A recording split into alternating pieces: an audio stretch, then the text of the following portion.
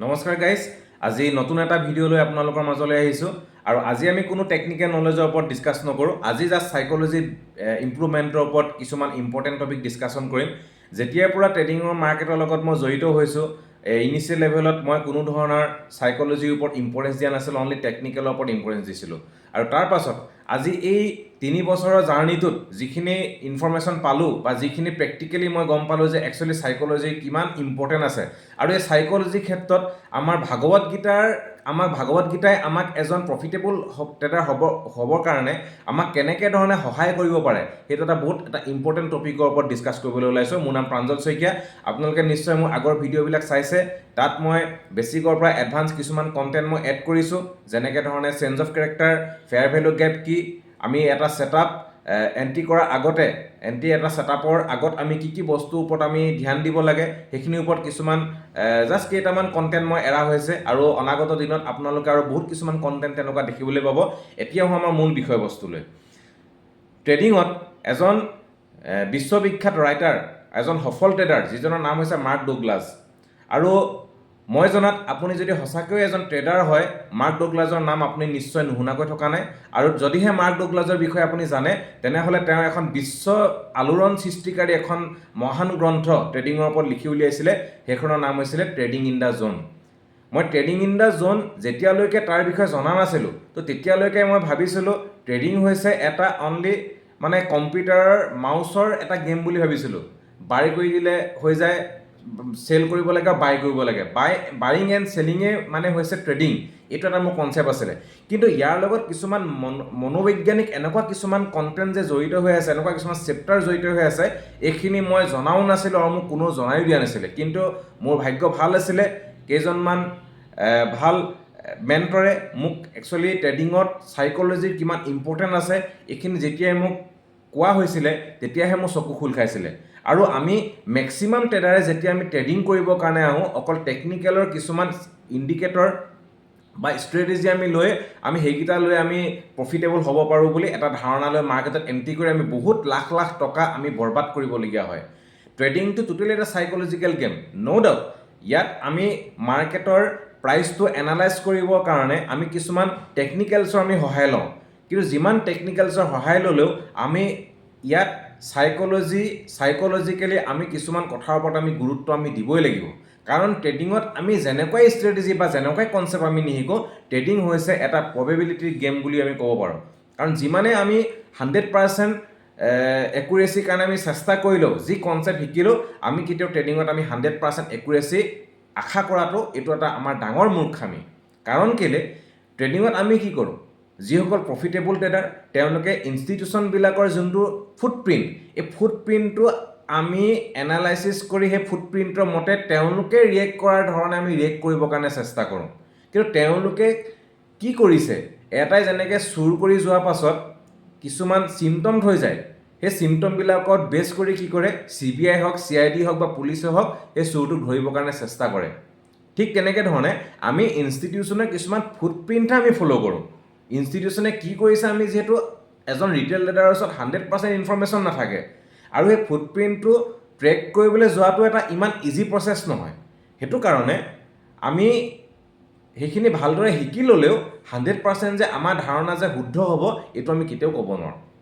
সেইটো কাৰণে আমি যিসকলে ট্ৰেডিঙত ইনভলভমেণ্ট অলৰেডি হৈছোঁ, আৰু এটা কথাও মই মাজতে কৈ যাওঁ যে এই ভিডিঅ'টোৰ মাধ্যমেৰে বা যিবিলাক কণ্টেণ্ট বনোৱা হৈছে, ইয়াৰ মাধ্যমেৰে মই কাকো ট্ৰেডিঙত এণ্ট্ৰি হ'বৰ কাৰণে, ট্ৰেডিং মাৰ্কেটৰ লগত জড়িত হ'বৰ কাৰণে মই ইনফ্লুৱেঞ্চ কৰিবলৈ বিচৰা নাই।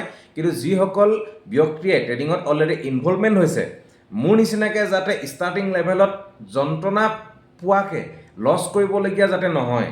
ট্ৰেডিঙতো লছ আমি কৰিবই লাগিব লাৰ্ণিং ফেজত, বাট যাতে একদম মিনিমাম কমটি লছৰ মাধ্যমেৰে যাতে আমি এজন প্ৰফিটেবল ট্ৰেডাৰ হ'ব পাৰোঁ, তাৰ কাৰণে মই এই ভিডিঅ'টো আপোনালোকৰ মাজলৈ আগবঢ়াবলৈ বিচাৰিছোঁ। গীতাত এটা শ্লোকা আছে, 2 নম্বৰ অধ্যায়ৰ 47 নম্বৰ শ্লোক, কৰ্মণ্যৱাধিকাৰস্তে মা ফলেষু কদাচন মা কৰ্ম ফল হেতুৰ্ভুৰ মাতে সন্তুষ্ট কৰ্মণি। মানে এই শ্লোকাটোত কোৱা হৈছে যে আপোনাৰ মোৰ কৰ্মৰ ওপৰত অধিকাৰ আছে, ফলৰ ওপৰত অধিকাৰ নাই। আৰু সেই ফলটোৰ ওপৰত আমাক কেতিয়াও এটেচমেণ্ট হ'বলৈ মানা কৰিছে। এতিয়া কথাটো হৈছে এনেকুৱা, আপোনাৰ মোৰ ওচৰত কিহৰ ওপৰত মানে অধিকাৰ আছে বুলি কৈছে, কৰ্মটোৰ ওপৰত অধিকাৰ আছে বুলি কৈছে, কাৰণ ফলটোৰ ওপৰত অধিকাৰ নাই। এজনী চৰাই গছত আছে, আপুনি মই কাঁড়পাত লৈ যেতিয়া চৰাইজনীক বা গুলিটো যেতিয়া আমি মাৰি চৰাইজনীক আমি মানে মাৰিবৰ কাৰণে আমি চেষ্টা কৰিম, তেতিয়া আপোনাৰ মোৰ ওপৰত একমাত্ৰ অধিকাৰ আছে কিমান সঠিক ধৰণে সঠিক মাপকাঠি আমি জোখ-মাখ কৰি দৃষ্টি নিক্ষেপ কৰি এইম কৰি কিমান পাৰফেক্টলি আমি গুলিটো ট্ৰিগাৰটো আমি দবাব পাৰোঁ। তাৰ পাছত চৰাইজনী তাৰ আগতীয়াকৈ গম পাই উৰি যায় নে চৰাইজনী গম নোপোৱাকৈ সেই মুহূৰ্তটোলৈকে থাকে, সেইটো আপোনাৰ মোৰ ওচৰত অধিকাৰ নাই। কিন্তু আপোনাৰ মোৰ ওচৰত এটাই অধিকাৰ আছে আৰু এটা কেপাচিটি আছে, এটা আপোনাৰ মোৰ কণ্ট্ৰলত আছে, কিমান পাৰফেক্টলি আমি গুলিটো ট্ৰিগাৰটো আমি এক্সিকিউট কৰিব পাৰোঁ। ঠিক আছে, ঠিক সেই ধৰণে আমি ট্ৰেডিঙত যেতিয়া আমি জড়িত হ'ম, ট্ৰেডিঙত জড়িত হ'বৰ কাৰণে আপোনাক মোক এটা ডাউট এটা প্ৰভেন আমাক ষ্ট্ৰেটেজি লাগিব। সেই ষ্ট্ৰেটেজি দৰকাৰ হ'লে স্মাৰ্ট মানি ষ্ট্ৰেটেজিয়ে হওক, দৰকাৰ হ'লে আপোনাৰ প্ৰভেন ইণ্ডিকেটৰ বেছ আপোনাৰ ষ্ট্ৰেটেজিয়ে হওক, আপোনাৰ প্ৰাইজ একশ্যনৰ ষ্ট্ৰেটেজি হওক, XYZ যি ষ্ট্ৰেটেজিয়ে নহওক, কিন্তু সেই ষ্ট্ৰেটেজিটো ইউজ কৰাৰ পাছত আমাৰ ট্ৰেডটো আমাৰ ষ্টপ লছ হিট কৰিব নে আমাৰ প্ৰফিটৰ টাৰ্গেটত হিট কৰিব, এইটো আপোনাৰ মোৰ ওচৰত অধিকাৰ নাথাকে। কাৰণ মাৰ্কেটখন হৈছে আমি প্ৰকৃতিৰ লগত আমি কণ্ট্ৰল কৰিব পাৰোঁ। মাৰ্কেটখনে নিজৰ এটা ধাৰাত সদায় মাৰ্কেট আজিৰ পৰা বহুত বছৰ আগতো মাৰ্কেটে অবিৰতভাৱে মাৰ্কেটে গতি কৰি আছে, এতিয়াও গতি কৰি আছে আৰু ভৱিষ্যতেও গতি কৰিব। আৰু মাৰ্কেটখনে কেনেকৈ ধৰণৰ মানে বিহেভ কৰিব, কেনেকৈ ধৰণে ৰিয়েক্ট কৰিব, সেইটো আপুনি মই কৰাব নোৱাৰোঁ। কাৰণ মাৰ্কেটে তাৰ নিজৰ ষ্টাইলত কৰি গৈ থাকিব, আমি সেইটো ষ্টাইলত আমি পাষ্টৰ কিছুমান ফুটপ্ৰিণ্ট বা পাষ্টৰ কিছুমান ডাটা লৈ সেইটো ৱাইজত আমি টেকনিকেলি এটা ট্ৰেড আমি এক্সিকিউট কৰোঁ। এতিয়া কথাটো হ'ল আপোনাক মোক এটা প্ৰভেন ষ্ট্ৰেটেজি লাগিবই, আৰু প্ৰভেন ষ্ট্ৰেটেজি আমাৰ হাতত নথকা নহয়।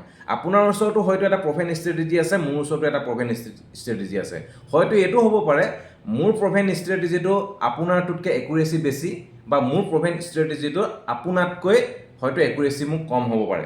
মানে একুৰেচি কম মানে আপোনাৰটোৱে হয়তো 10টা ট্ৰেডৰ ভিতৰত 5টা প্ৰফিট দিব পাৰে, বা মোক হয়তো 4টা প্ৰফিট দিব পাৰে।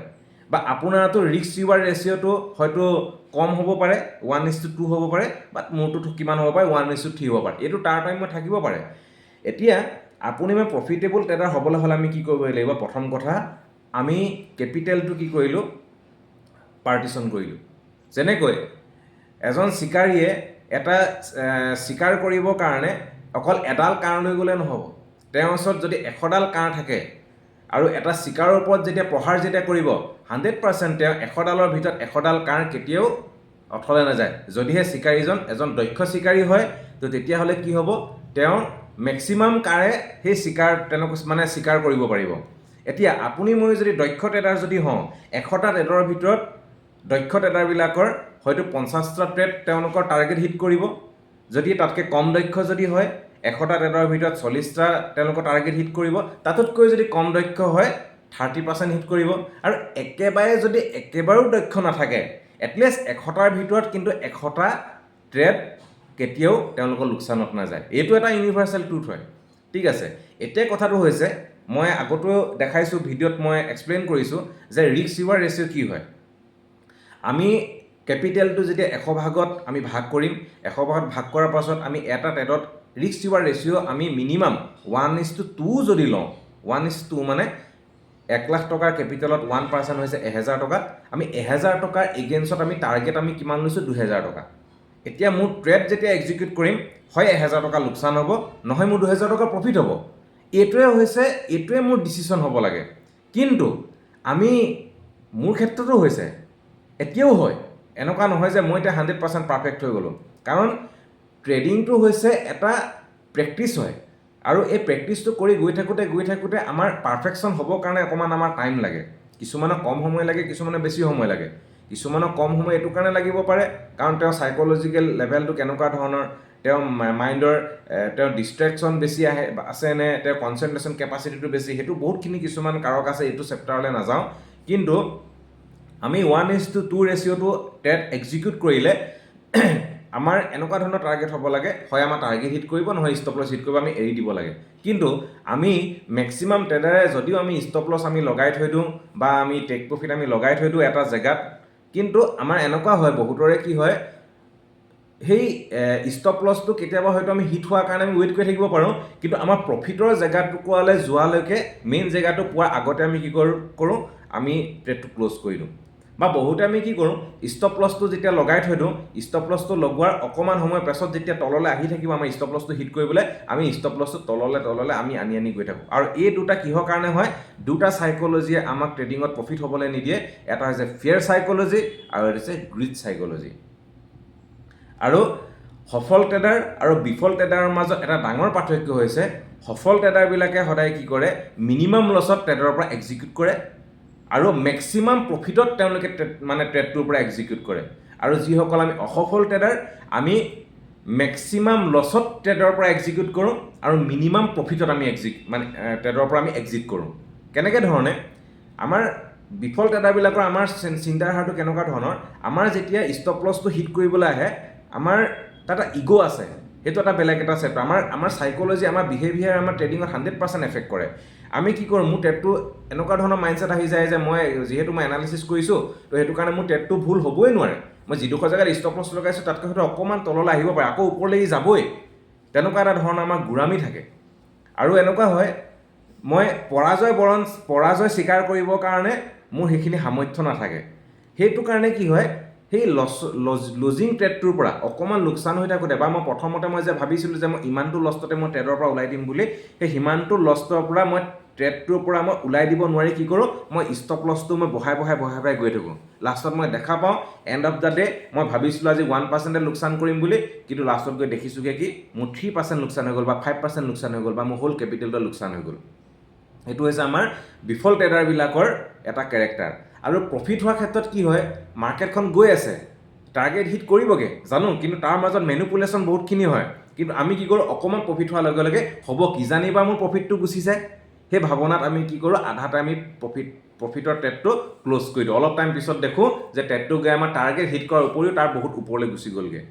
কিন্তু সফল ট্ৰেডাৰবিলাকে কি কৰে, ট্ৰেডটো মিনিমাম তেওঁলোকৰ এনালাইচিছো এনেকুৱা ধৰণে কৰিব, যে তেওঁলোকে বহুত টাইম তেওঁলোকে কি কৰে, এনালাইচিছ কৰিব, আৰু তেওঁলোকৰ সম্পূৰ্ণ সেই ছেটআপটোত ৰুলছ যেতিয়া 100% ফ'ল' হ'ব, বা মেক্সিমাম ৰুলছ ফ'ল' হোৱাৰ পাছতহে তেওঁলোকে এক্সিকিউট কৰে। দৰকাৰ হ'লে সেই ট্ৰেডটোৰ কাৰণে তেওঁলোকে এসপ্তাহ ৱেইট কৰিব, যধে মধে তেওঁলোকে ট্ৰেড নলয়।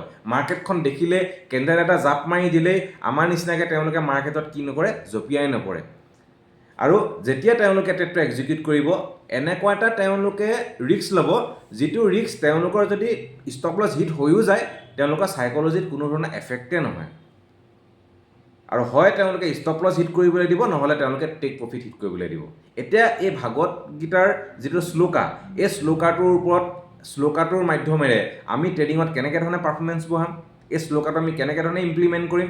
যদিও বা গোটেই ভাগৱত গীতাখনেই আমাৰ ট্ৰেডিং কেৰিয়াৰটোৰ কাৰণে ডাইৰেক্টলি ছাপৰ্টিভ হয়, কিন্তু মই অকল এই শ্লোকাটোৰে মোক কেনেকৈ ধৰণে ছাপৰ্ট কৰিছে, এই কথাটো ক'বলৈ বিচাৰিছোঁ।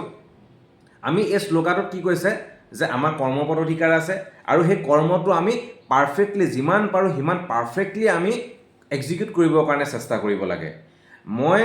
আপোনাৰ মোৰ ওপৰত ডিপেণ্ড কৰিব, আপোনাৰ মোৰ ওচৰত যে এই 100টা যে গুলি আছে, 100ডাল যে কাণ আছে, বা এই 100টা আমাৰ ওচৰত যে ট্ৰেড আছে, কাৰণ কেপিটেলটো যিহেতু আমি 100টা ভাগত ভাগ কৰি দিছোঁ 1%কৈ, এতিয়া ডিপেণ্ড কৰিব মই সেই 100টা ট্ৰেড কিমান পাৰফেক্টলি এক্সিকিউট কৰিব পাৰিছোঁ।